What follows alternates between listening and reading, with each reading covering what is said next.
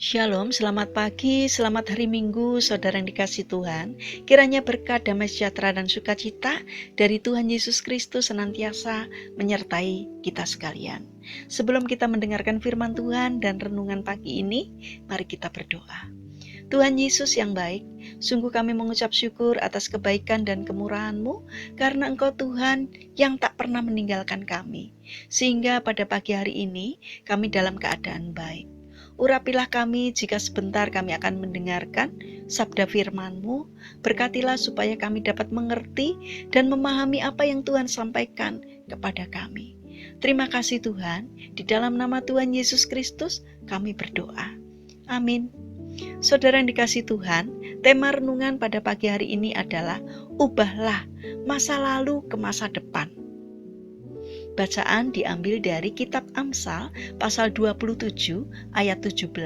Demikian sabda Tuhan. Besi menajamkan besi, orang menajamkan sesamanya. Saudara yang dikasihi Tuhan, setiap orang memiliki dua arsip yang tersimpan di memorinya. Pertama adalah arsip berisi kisah kemenangan, sukacita, dan kebahagiaan. Kedua adalah arsip yang berisi kisah penolakan, kegagalan, perkabungan, atau hal-hal negatif lainnya. Arsip manakah yang sering kita buka? Kalau kita sering membuka arsip yang pertama, maka hidup kita akan diwarnai oleh kebahagiaan dan kedamaian. Sebaliknya, jika kita sering membuka arsip yang kedua, maka hidup kita akan diwarnai oleh kepedihan dan kesedihan. Orang yang menyimpan luka-luka emosional biasanya hidup di dalam lingkaran mengasihani diri sendiri. Ia senang menghidupkan dan menghidupi kenangan-kenangan menyakitkan itu di pikirannya dan dikembangkan dengan khayalan-khayalan sehingga semakin lama semakin terasa sangat menyakitkan. Saudara terkasih, kita tidak dapat mengubah masa lalu, namun kita dapat memperbaikinya sekarang juga guna membangun masa depan yang cerah. Langkah apa yang harus diambil agar kita sembuh dari luka-luka itu? Yaitu yang pertama, terimalah semua pengalaman pahit itu sebagai suatu proses pendewasaan. Kita tidak selalu harus mengerti mengapa pengalaman yang menyakitkan itu harus kita alami. Belajarlah melihat bahwa ketika Tuhan mengizinkannya, maka hal itu pasti ada baiknya bagi kita, sekalipun hal itu menyakitkan. Mungkin lewat masa-masa yang menyakitkan itu, Tuhan sedang menumbuhkan atau mengasah kasih, kesabaran, pengampunan, penguasaan diri, sehingga kita semakin serupa dengan Kristus. Yang kedua, ampuni orang yang sudah membuat rasa sakit di dalam hidup kita. Mungkin kita terluka oleh penolakan, perlakuan kasar, atau ketidakadilan yang pernah dilakukan oleh orang-orang terdekat dengan kita. Kita tidak akan pernah merasa bahagia selama masih menyimpan kebencian atas luka-luka itu. Ambillah tindakan kasih saat ini juga, yaitu berdiri di hadapan Tuhan dan menyatakan bahwa kita mengampuni mereka yang pernah melukai kita.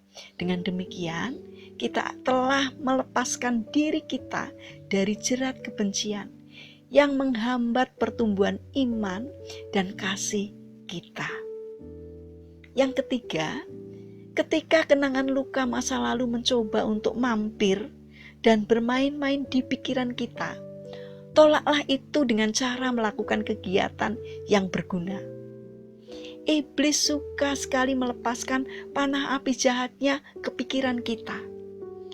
Salah satu contohnya adalah mengintimidasi kita agar luka-luka masa lalu itu mulai terkuak kembali.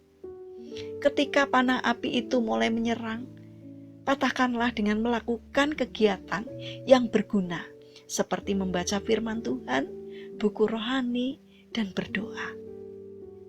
Saudara yang terkasih, Marilah kita biasakan untuk membuang hal-hal negatif yang bisa mempengaruhi dan merusak pikiran dan hati kita.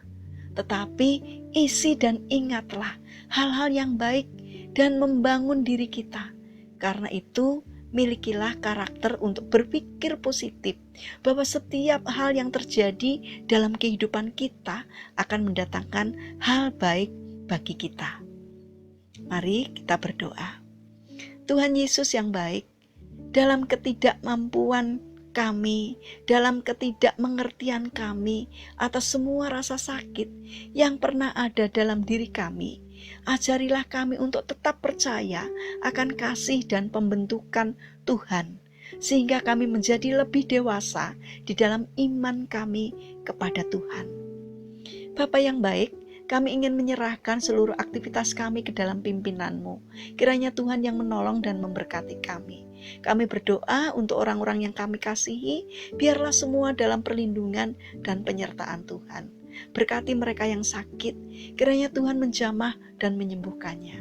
Terima kasih Tuhan, kami alaskan doa ini hanya di dalam nama Tuhan kami, Yesus Kristus. Amin. Puji Tuhan, saudara yang dikasihi Tuhan, kiranya firman Tuhan dan renungan hari ini dapat menjadi berkat bagi kita semua. Haleluya.